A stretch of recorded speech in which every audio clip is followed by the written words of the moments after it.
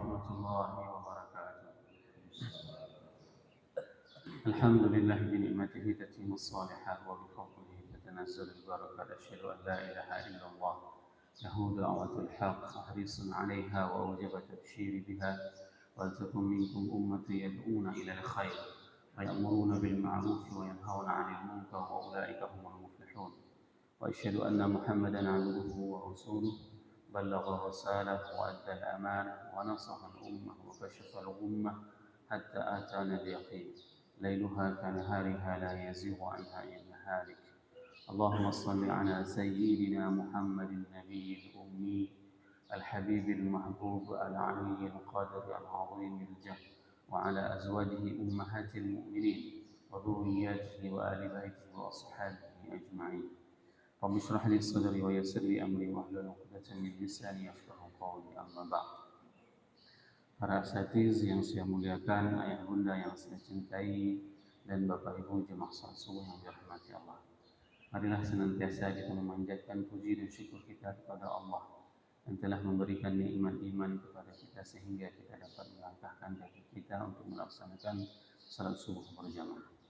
Dikarenakan masih banyak saudara-saudara kita yang tinggal berdekatan dengan masjid, akan tetapi Allah belum berikan nikmat untuk melaksanakan salat subuh berjamaah, sehingga mereka masih terbaring pada saat mendengarkan suara azan. Namun ada di antara saudara-saudara kita yang jauh tinggalnya dari masjid ini, begitu ringan langkahnya untuk melaksanakan salat subuh. Ini bukan masalah jarak, akan tetapi ini adalah masalah keimanan. Sehingga jarak itu tidak akan mempengaruhi bagaimana dekat ataupun jauhnya seseorang tinggal dengan masjid, kalau seandainya keimanan tersebut sudah terpatri di dalam jiwa kita. Salawat dan salam mari sama-sama kita panjatkan kepada junjungan kita Nabi besar Muhammad sallallahu alaihi wasallam yang telah mengajarkan kepada kita segala aspek tatanan kehidupan kita, sehingga kita tahu bagaimana caranya melaksanakan salat subuh. Kalau seandainya Allah tidak mengirim baginda Rasulullah, mungkin kita tidak tahu apa yang harus kita lakukan pada saat subuh hari. Mungkin ada yang menginovasi rakaat salat, ada yang melakukan salat dengan berbagai macam caranya. Namun Rasulullah SAW mengajarkan kepada kita bagaimana cara untuk melaksanakan salat tersebut, sehingga para ulama setelah tersebut mereka mengajarkan kita. Maka adalah sebuah statement yang benar pada saat seseorang mengatakan, mari sama-sama kita mengikuti apa yang diperintahkan oleh Allah dan Rasul, bermanhaj terhadap apa yang diperintahkan oleh Allah dan Rasul. Benar sekali kalimat tersebut, akan tetapi kita tidak pernah bersentuhan langsung dengan Rasulullah kalau seandainya para ulama tersebut tidak mengajarkan kepada kita, karena kita tidak hidup semasa dengan Rasulullah SAW. Maka oleh sebab itu Rasul mengajarkan kepada kita sebuah motivasi. Barang siapa yang menuntut ilmu, maka dia akan diberikan pahala jihad. Maka setiap langkah yang Bapak Ibu langkahkan, hayungkan ke tempat ini, melaksanakan salat subuh berjamaah, sekaligus menuntut ilmu di dalam majelis zikir ini merupakan pahala jihad. Apabila kita meninggal, maka kita meninggal dalam keadaan syahid. Maka ini adalah sebuah nikmat. Pada saat hari ini kita tidak lagi bisa merasakan bagaimana berjihad di jalan Allah, tapi Allah melalui Rasulnya memberikan fasilitas jihad kepada kita, yaitu dengan cara menuntut ilmu. Maka jangan pernah berhenti untuk selalu mengajak saudara-saudaranya berada di dalam majelis ilmu, karena majelis ini adalah majelis yang dinamakan dengan majelis Rawdatun min Riyadil Jannah. Pada saat seseorang berada di dalam taman surga dan kita belum pernah berada di surga, maka ini adalah momen kita hidup di dunia tapi berada di dalam taman surga. Semoga jamaah yang berhadir pada subuh yang berbahagia ini merupakan di antara umat Nabi Muhammad SAW yang akan diberikan syafaat oleh baginda Rasulullah SAW kelak di hari akhirat, dan akan disuguhkan air dari telaga Kautsar dari tangan mulia tersebut. Allahumma amin. Bapak Ibu jamaah salat subuh yang dirahmati Allah, subuh ini merupakan subuh yang ke-100 saya memberikan pengajian di Masjid Darussalam ini. Dan kita baru memasuki tentang fase neraka. Insya Allah setelah neraka kita akan menceritakan bagaimana nikmatnya surga. Pada surat Al-Fatir ayat 36 Allah berfirman, A'udzubillahi minasyaitonirrajim. Bismillahirrahmanirrahim. Walladzina kafaru lahum naru jahannam la yuqda 'alaihim fayamut wa la yukhaffafu 'anhum min 'adzabiha. Kadzalika najzi kullu kafar. Kadzalika najzi kullu kafur. Shadaqallahul 'azim. Ayat ini menceritakan bagaimana kondisi orang-orang kafir pada saat mereka. Allah menjelaskan bagaimana posisi mereka. Walladzina kafaru lahum naru jahannam, dan orang-orang kafir bagi mereka itu adalah api neraka jahannam. La yuqda 'alaihim fayamut, dan mereka itu tidak akan pernah dihukum mati. Ini siksaan kepada orang-orang kafir. La yuqda 'alaihim fayamut. Mereka tidak dihukum mati dengan hukuman mati. Berarti mereka disiksa dengan siksaan yang terus-menerus akan merasakan siksaannya. Wala yukhaffafu anhum, dan mereka juga tidak akan diringankan siksaan kepada mereka. Min azabiha. Kadzalika najzi kulla kafur. Begitulah Allah memberikan balasan terhadap orang-orang yang sangat kafir. Ayat ini merupakan bagaimana cerita tentang orang-orang kafir. Sebelumnya, sekedar mengingatkan kembali bahwasanya ayat sebelumnya pada ayat 32 Allah menjelaskan ada 3 tipe manusia pada saat mereka mendengarkan mau'izah, pada saat mereka mendengarkan tazkirah. Yang pertama sekali adalah faminhum zalimun li nafsi. Mereka itu menzalimi dirinya. Ada orang pada saat mereka mendengarkan ayat-ayat Allah, mendengarkan perkataan dari Rasulullah SAW, mereka mengabaikan, menzalimi diri mereka. Mereka cueki. Ini adalah tipe manusia yang pertama. Tipe manusia yang kedua pada saat mereka mendengarkan hidayah tersebut adalah wa minhum muqtasidun, dan ada di antara mereka itu adalah yang sangat memilah-memilih. Kalau seandainya perintah ini menguntungkan, maka dia kerjakan. Bagaimana contohnya? Misalnya pada saat dia mau menjadi salah satu calon, misalnya caleg, maka dia pergi ke masjid untuk menunjukkan eksistensinya. Ini yang dinamakan wa minhum muqtasidun. Dan di antara mereka itu ada yang kikir, ada yang pelit sesuai dengan kebutuhannya. Kalau misalnya mau mencalonkan diri sebagai apa, misalnya katakanlah, maka mereka bersedekah. Sedekahnya untuk apa? Untuk sesuatu yang ditargetkan. Dan yang ketiga adalah wa minhum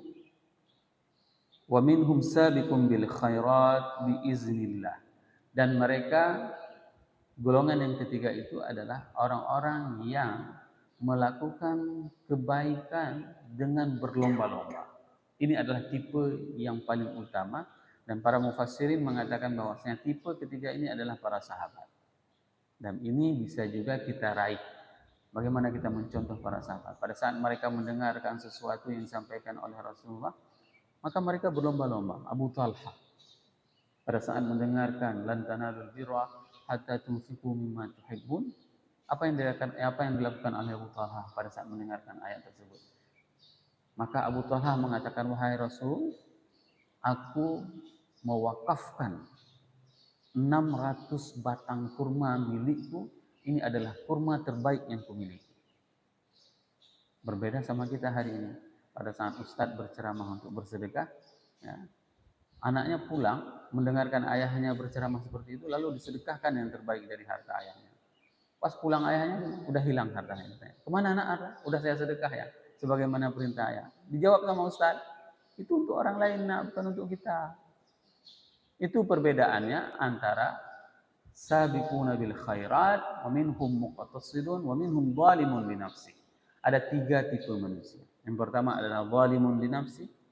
Mereka itu adalah orang-orang yang menzalimi dirinya pada saat mendengarkan mau'izah, tazkirah, mereka mengabaikan. Wa minhum muqtasid, dan mereka itu ada pilih-pilih. Kata-kata iktisad ini adalah kata-kata ekonomis. Sehingga ada bahasa halus orang-orang Aceh kalau seandainya ingin mengatakan pelit, ya, itu biasanya dikatakan ekonomis orangnya. Padahal yang ingin disampaikan adalah dia pelit sekali.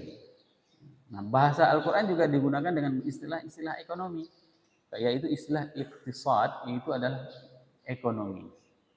Dan mereka itu adalah sangat ekonomis.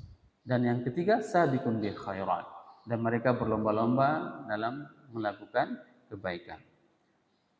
Nah, di fase ini setelah Allah menceritakan bagaimana kenikmatan surga, dan insya Allah akan kita ceritakan nanti pada saat kita membahas tentang surga. Di fase ini, pada saat Allah menceritakan tentang bagaimana azabnya neraka, di dalam tafsir Mafatihul Ghaib karangan Imam Fakhruddin Ar-Razi, juz 26 halaman 26 sampai dengan 28, beliau mengatakan walladzina kafaru lahum naru jahannam, bahwasanya orang-orang kafir itu adalah bagi mereka api neraka. La yuqda alaihim fayamut, la yastarihuna bil mauti balil azab daimun. Mereka itu tidak pernah bisa istirahat dari azab. Sehingga apa?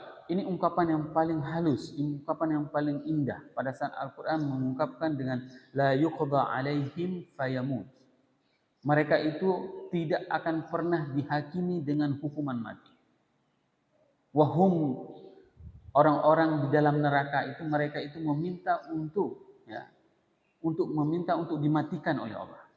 Dan mereka meminta kepada malaikat, wahai malaikat, pintalah kepada Tuhanmu agar matikan kami. Begitu dahsyatnya azab. Bahkan ada di antara penduduk neraka, mereka itu meminta kepada penjaga neraka agar apa? Yukhaffif anna azab minal yawm.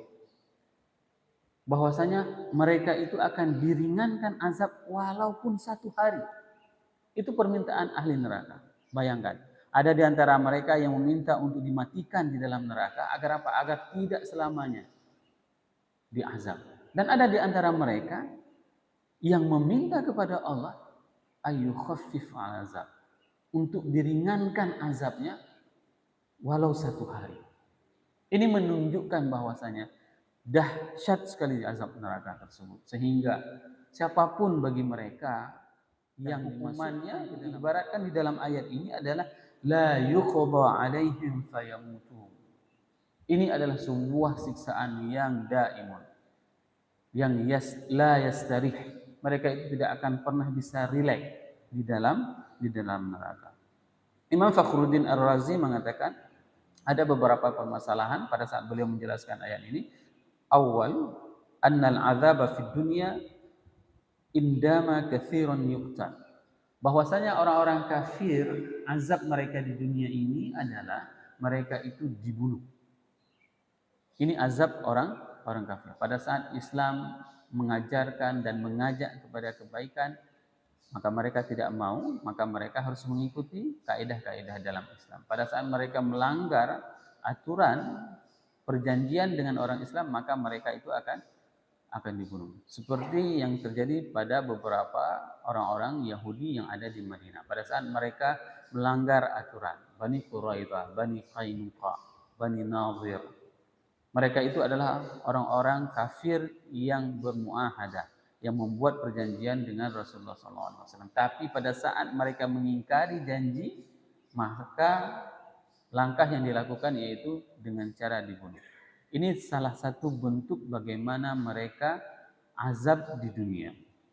Tsaniyah, ra'a at-tartib ala ahsani wajh. Bahwasanya Imam Fakhruddin Ar-Razi mengatakan di sini memelihara bagaimana penyusunan kata-kata di dalam Al-Quran. Wa dzalika li anna tartib an la yanqati al-'adzab wa la yaftura. Bahwasanya azab itu tidak akan pernah terputus dirasakan oleh orang-orang kafir. Wala yanqati wala bi aqwal asbab. Walaupun dengan sebab yang sangat kuat sekalipun, mereka itu tidak akan pernah berhenti. Mereka itu tidak akan pernah terhenti dari azab. Wala yujabun kama qala dan mereka itu tidak akan pernah dipenuhi permintaannya. Kenapa? Karena pada saat mereka berada di dalam neraka, mereka itu akan meminta. Apa permintaannya? Dalam surat Az-Zukhruf ayat 77, Allah berfirman, "Wa nadau ya Malik liyuqdi alaina rabbuk." Dan mereka meminta kepada malaikat Malik, liyuqdi alaina rabbuk, agar diselesaikan saja urusan kami oleh Tuhan. Ini adalah permintaan orang-orang di dalam neraka, Bapak Ibu jemaah yang dirahmati Allah. Maka beruntung kita di subuh yang berbahagia ini kita mengetahui ayat ini. Agar apa?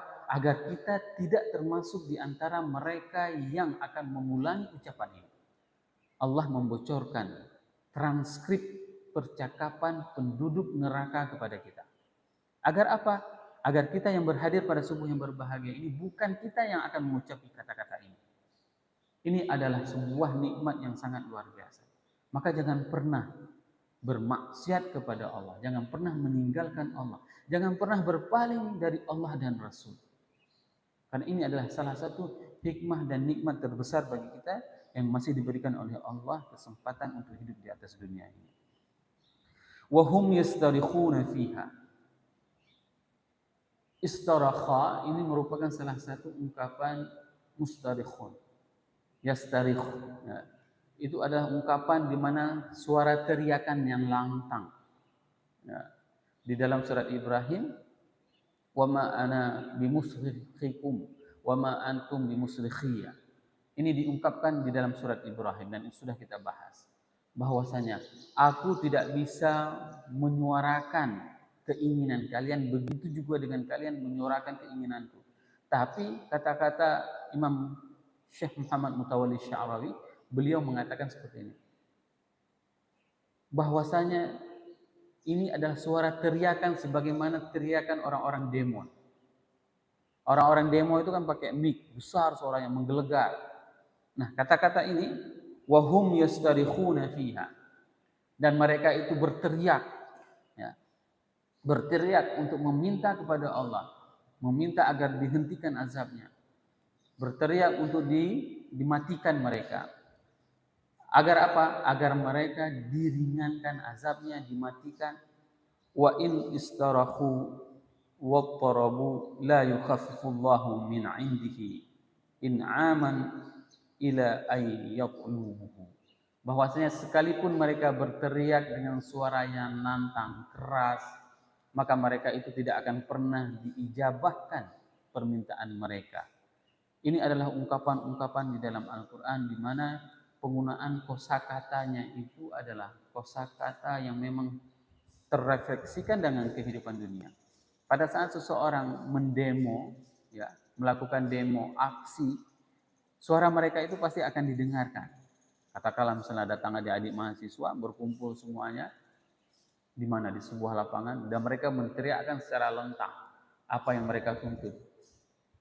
Orang-orang akan mendengarkan dan akan mengiyakan. Seperti kasus misalnya pada tahun berapa di Indonesia ada adik mahasiswa semuanya mendemo tentang turunnya Soeharto. Didengar. Ya, didengar. Kenapa? Karena dengan kata-kata demo. Nah, pada saat nanti di dalam neraka mereka juga demo.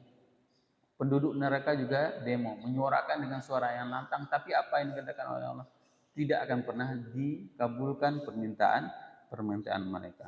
Wa qauluhu ta'ala Rabbana akhrijna ay sarukhuhum bihadza ay yaqulun Rabbana akhrijna li'anna surakhahum kalaman wa fihi isyaratun ila anna ilamihim ta'dzibun la ta'dibun. Bahwasanya teriakan mereka itu merupakan bukanlah sebagai bentuk tuntutan hak dan bukanlah sebagai pelajaran. Bukan menuntut yang hak ataupun sebagai ta'dibun. Akan tetapi ta'zibun. Akan tetapi ini merupakan azab bagi mereka sehingga mereka menyuarakan suara yang lantang untuk meminta supaya dimatikan ataupun diringankan. Wa dzalika li anna al-mu'adzab idza qala li mu'adzibihi la arji'u ila ma fa'altu wa bi sama.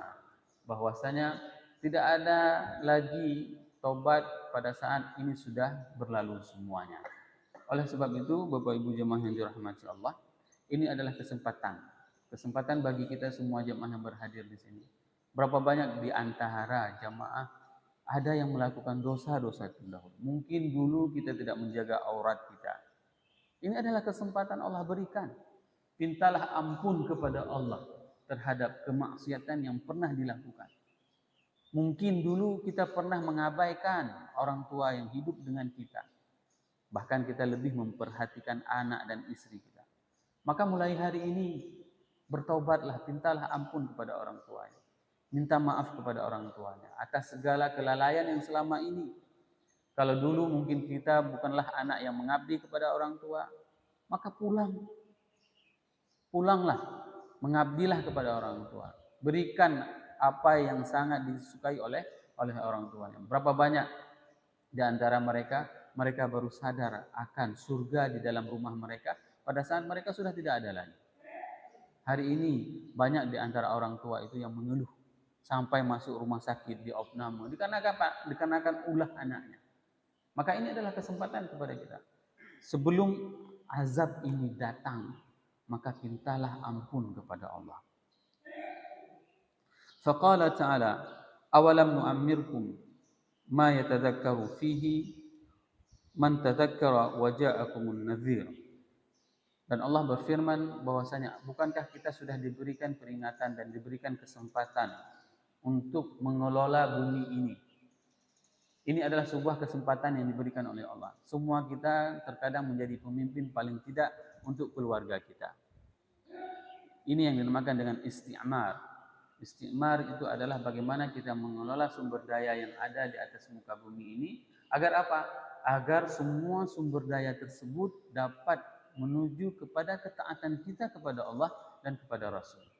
Apapun yang diberikan oleh Allah, maka ini menjadi sebuah kesempatan kepada kita untuk menuju kecintaan kita, ketaatan kita, kesalehan kita kepada Allah dan kepada Rasul.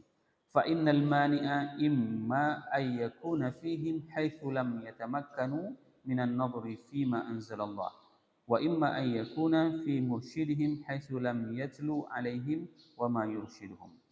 Adapun yang membuat mereka menghalangi untuk bisa taat itu, imma ayyakuna fihim haitsu lam yatamakkanu minan nadri fima anzalallah. Dikarenakan mereka tidak mempunyai kesempatan untuk melihat dan mempelajari apa yang telah disampaikan oleh Allah. Ini ada beberapa momen seperti ini, seperti mereka-mereka yang hidup di Eropa, yang jauh dari dakwah dengan komunitas kehidupan orang-orang kafir. Mereka tidak tersentuh dengan hal-hal seperti ini. Tapi pada saat mereka tersentuh, mereka itu jauh lebih kuat keimanannya. Sebagaimana yang pernah saya ceritakan, salah seorang teman, sewaktu di Belanda, dia masuk Islam. Tapi sebelum dia masuk Islam, dia biasa-biasa saja keimanannya. Begitu dia masuk Islam, dia pelajari. Begitu dia pelajari tentang Islam, dia temukan satu ayat tentang iddah.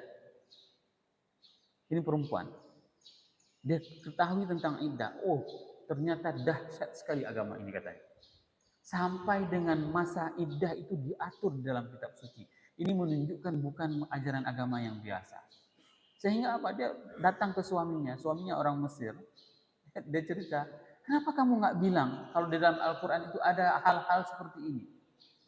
Dibilang sama suaminya, karena orang Mesir itu ramai juga yang sekuler. Ya, ramai juga yang taat. Dia bilang, aku juga tidak tahu ada seperti itu di dalam Al-Quran. Jadi ada orang yang memang Islam itu dikarenakan Islam KTP, ada Islam itu karena hidayah. Maka orang-orang yang mendapatkan hidayah seperti ini, maka mereka itu tingkat keimanannya itu sungguh luar biasa.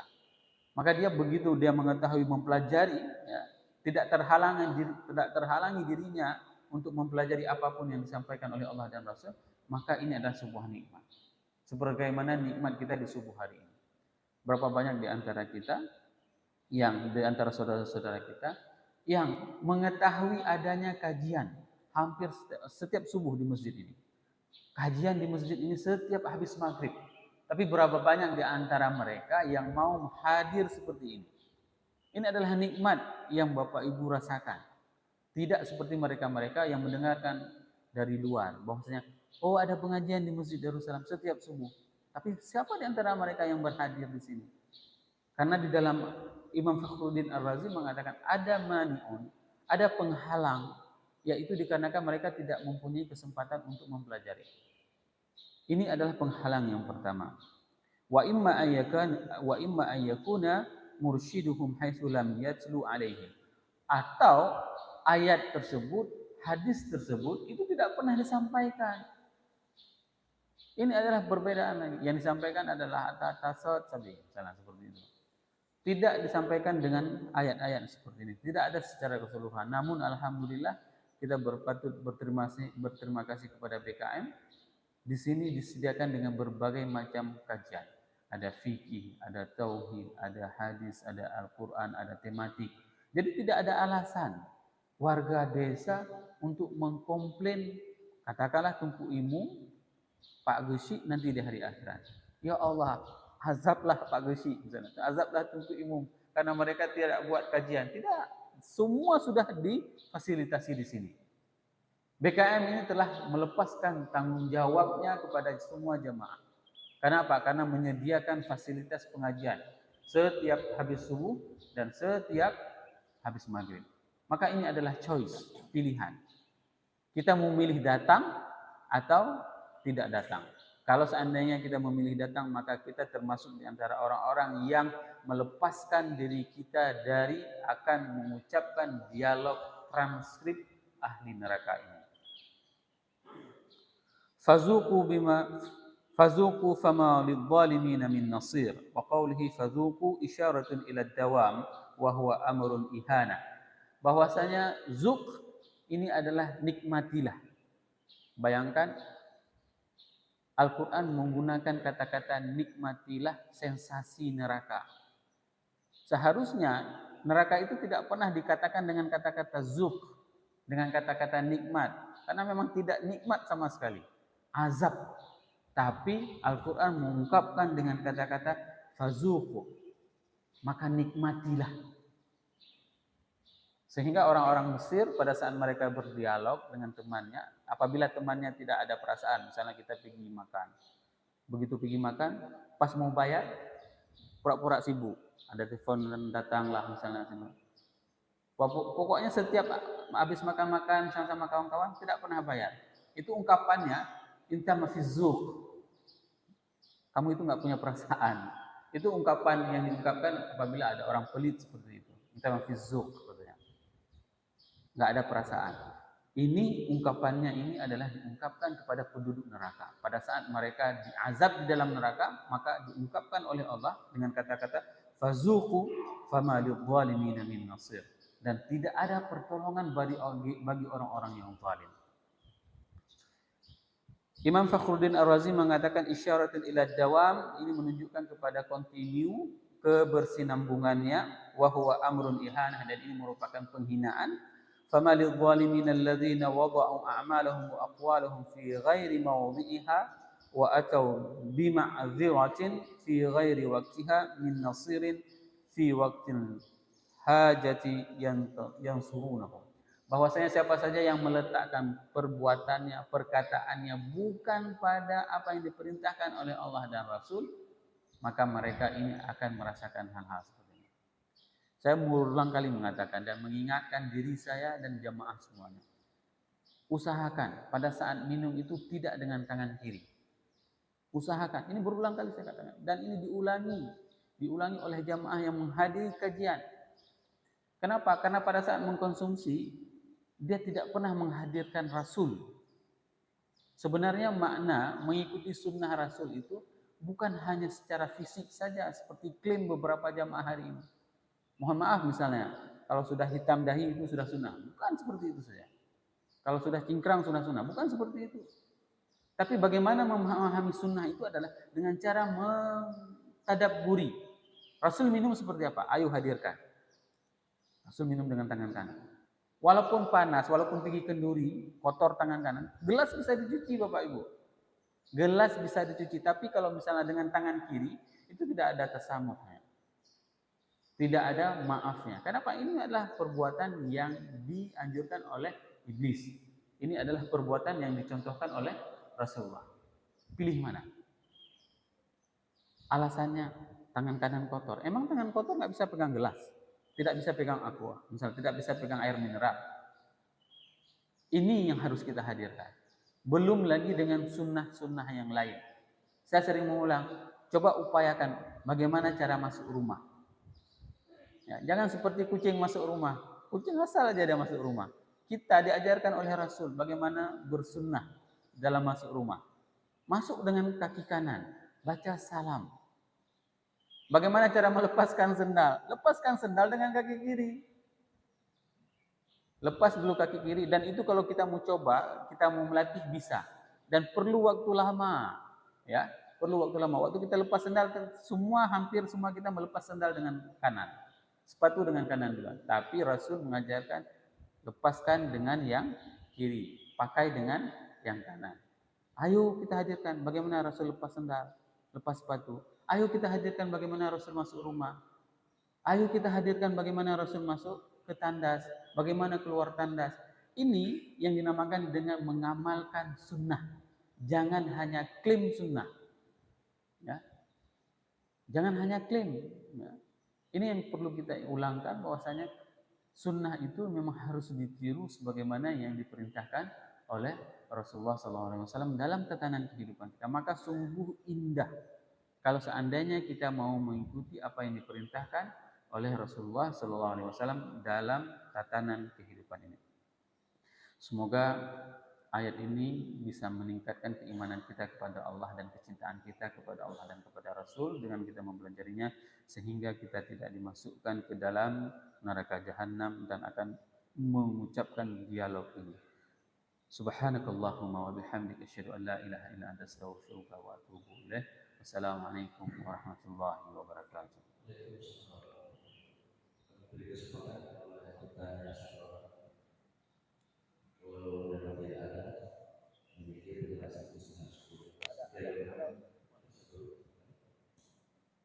Tolong dikasih.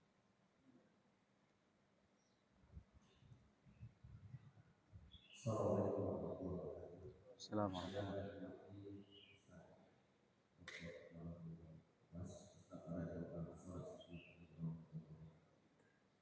Memang sangat menarik masalah azab neraka, sangat pedih.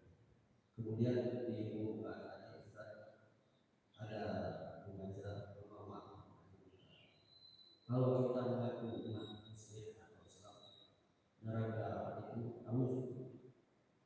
Tapi kita selaku hamba Allah, semua tidak terlepas dari takdir Allah. Kalau takdir Allah kita baik, pasti baik. Karena itu campur. Kemudian kita masuk neraka. Apakah kita waktu diajak boleh kita mengatakan sama mereka, saya sudah takdir Allah, saya memperoleh. Terima kasih. Assalamualaikum warahmatullahi wabarakatuh. Assalamualaikum warahmatullahi wabarakatuh. Terima kasih Pak Nasir. Pemahaman takdir sudah pernah kita jelaskan di sini. Cuman saya ingin mengulangi lagi bahwasanya inilah yang dinamakan dengan pilihan. Tadi di dalam tafsir tersebut Imam Fakhruddin Ar-Razi mengatakan mani'un tersebut, penghalang itu bisa jadi dikarenakan tidak sampai ajaran agama ini kepada mereka. Tapi, ada tapi, sepertinya tidak ada di atas muka bumi ini yang tidak sampai ajaran agama Allah ini. Dikarenakan apa? Liyudhhira 'ala ad-dini kulli walau karihal kafirun. Karena ini adalah janji Allah. Allah telah berjanji untuk menyampaikan, menampakkan syiar agama ini ke seluruh dunia. Walau karihal kafirun, walaupun orang-orang kafir enggan, marah, dan jengkel terhadap ajaran ini. Itu yang pertama. Yang kedua, para ulama semua, yang pertama itu semua ulama sepakat. Hari ini dengan kecanggihan teknologi, misalnya seperti ini, alhamdulillah subuh ini sudah ada 4 yang meliput. Ya, channel-channel ini di subscribe semuanya nanti jemaah ya, dibantu subscribe, ditonton.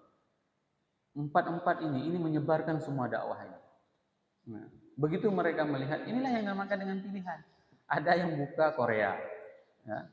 Ada yang buka channel YouTube dakwah. Ini adalah pilihan, mau pilih yang mana?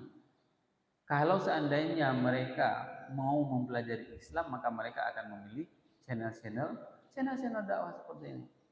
Jadi tidak mungkin itu adalah pemahaman orang-orang yang apatis, orang-orang yang tidak mempercayai tentang keimanan. Allah telah menyampaikan melalui Rasulnya semua aspek kehidupan ini. Jadi kita itu adalah pilihan. Sebagaimana orang-orang yang mendengarkan suara tausiah subuh ini dari rumah mereka. Mereka mendengarkan. Cuma bagi mereka pilihan. Ada yang sambil mendengar tausiah dari rumah saja. Ada yang mau pergi kemari. Beda yang mana? Pasti beda. Orang yang pergi kemari ini jauh lebih baik posisinya, derajatnya. Kalau itu dikarenakan menginginkan seperti yang diperintahkan oleh Rasul. Rasul menginginkan kita menjalankan ibadah ini adalah ibadah menghadiri majelis ilmu. Dikarenakan majelis ilmu berada di dalam taman surga. Taman surga ini apabila kita pergi dan pulang kita mendapatkan pahala jihad. Kalau meninggal, maka kita meninggal syahid. Pilih yang mana? Tapi ada juga orang yang tetap memilih tidur di rumah. Dikarenakan apa? Ya Allah, itu bukan ustadz kami. Allah, itu bukan dari manhaj kami. Oh Allah, itu bukan dari alumni kami. Ini yang paling bahaya. Pada saat ada pilihan-pilihan seperti itu dan menganggap seperti itu, ini yang paling bahaya. Bukan ustadz kami, bukan dari manhaj kami, bukan dari sekolah kami, bukan dari alumni kami. Ini yang membuat seseorang itu terhalang. Terkadang dia mempunyai amal-amal, katakanlah amal-amal yang rutin bagus, tapi karena kemaksiatan hati yang tidak dijaganya, ya, maka dia akan dimasukkan ke dalam neraka. Maka ini adalah kesempatan kepada kita. Jangan pernah mensalahkan Allah dikarenakan takdir. Tidak, bukan seperti itu. Kenapa? Karena kita sudah dipaparkan mana yang baik, mana yang salah. Sudah disampaikan mana yang hak, mana yang batil. Akan tetapi orang lebih memilih kepada yang batil, maka mereka itu akan masuk ke dalam neraka. Sebagaimana janji Allah, orang yang melakukan kebaikan, kesalehan, maka mereka akan diberikan kenikmatan surga. Bayangkan, nanti insya Allah kalau seandainya Pak Nasir masuk surga, Pak Nasir klaim nikmat saya itu yang paling luar biasa. Setiap penduduk surga itu mengklaim bahwasanya nikmat yang dia dapati itu adalah nikmat yang paling luar biasa. Ya, semua mengklaim seperti itu. Sehingga apa? Sehingga semua penduduk surga mengatakan nikmat akulah yang paling sempurna. Semua mengatakan nikmat surga seperti ini indah. Semoga semua yang pernah lihat di sini merupakan surga dan kita akan bertemu semuanya di dalam surga Allah.